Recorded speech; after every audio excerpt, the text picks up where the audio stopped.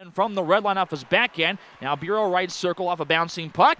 Takes it in behind the net, will now center for Konkle. He scores! What a crafty play set up by P.A. Bureau, who carried the puck from the right circle in behind the net, and he found Jarrett Konkle for the centering pass. The one-timer finds Pater with 10 minutes remaining in the opening period. The Thunder lead it 1-0.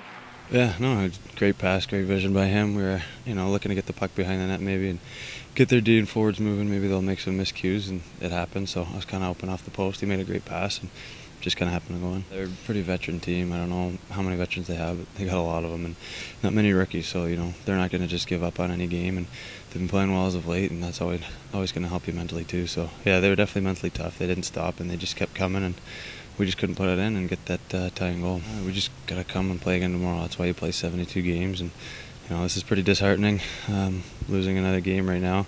We're in a bit of a skid, but we got to keep it up and get better. Some of us felt there. I think some of us felt a little sluggish, but it's a big game. They're a team below us that we have to beat.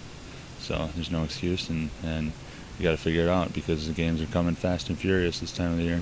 We played good in the offensive zone when we got down there, and then they had a play where a guy just flew the zone. They got a breakaway on it, made it 2-1, and then the empty netter. So, I felt like we were in it the whole way, and then a guy that just flew the zone. In terms of hockey players, that's not the most responsible play for them D-zone wise, but we got to pick up on that. We have to notice that, and we can't let them get a breakaway like that and score. I think we've got a mentally strong team. A team that should be able to bounce back from this type of stuff. And this is what molds a good playoff team. Going through this type of, lull in the season. It's a tough stretch for us. A lot of games, and a lot of travel. So just get some rest, drink fluids, and then come out hard tomorrow because it's not going to get any easier. The two mistakes we made them. The penalty was an offensive zone penalty that plagued us on Wednesday night, hurt us, and it's from a leader, and it just a veteran guy that can't be taking those penalties, and we make a mistake on the penalty kill, and we give him an easy opportunity to score that goal. So.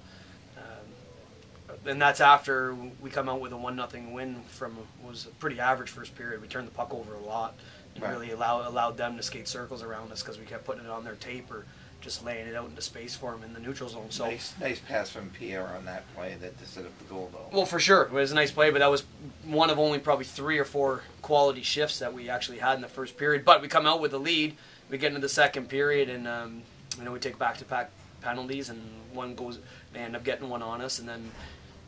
Just a breakdown on the forecheck, and 2 defensemen not taking a look and that shouldn't dictate the game. Their goaltender I thought played well.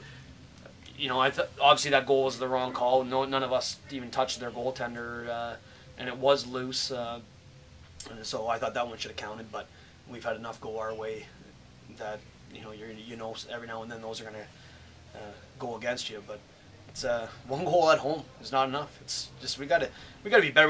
We gotta match the urgency of the situation we're in. We had an opportunity to close on first place. We had an opportunity to beat a team that's chasing us, and all we did was make our lives harder going forward. And it's gonna be that way right to the end. I know I'm not gonna look at it as a devastating loss, but I'm certainly gonna look at it as a loss that can't happen. We can't play that sporadic is the way we did. I thought in the second period we started to play well and started to execute our game plan. We got a lot of pucks deep, and we were able to get the cycle going, and we got some opportunities.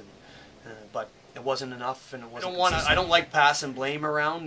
But we've had over the last 10 games, we've had a lot of different individuals at different times make mistakes that they don't usually make and they can't make. And we're making a lot of those mistakes, and they're costing us games. So it stings a little bit more because you feel bad for guys that are playing hard games, that are playing, for the most part, mistake-free hockey. And mistake-free hockey doesn't happen. It's the only reason teams score goals because another team makes a mistake. There's very rarely do you sit there and say, wow, that we played it perfect, but it still went in. It's it's a combination of mistakes, and it's the team that capitalized on it. And we didn't capitalize enough on their mistakes, and they capitalized on some of ours. But some of ours I didn't think needed to happen. Well, they didn't need to happen, but they're happening right now, and we've got to find a way to limit those and, more importantly, cash in when we're getting our opportunities, because we didn't do our power play has been below average, and we need to find a way to get that going as well.